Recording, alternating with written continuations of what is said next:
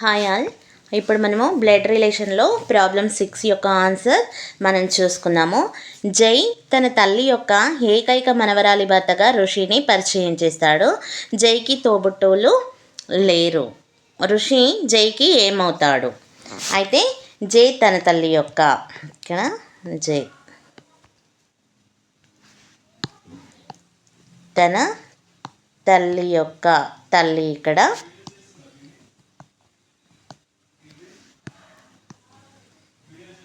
తల్లి యొక్క ఏకైక మనవరాలి అంటే ఏకైక మనవరాలి అని అంటే జై యొక్క కూతురు.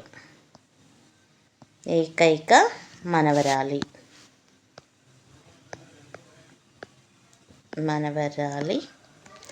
భర్తగా ఋషిని పరిచయం చేస్తాడు.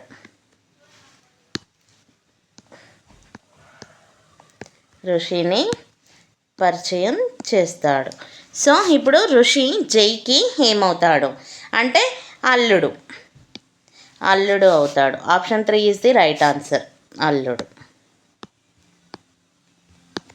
Thank you all.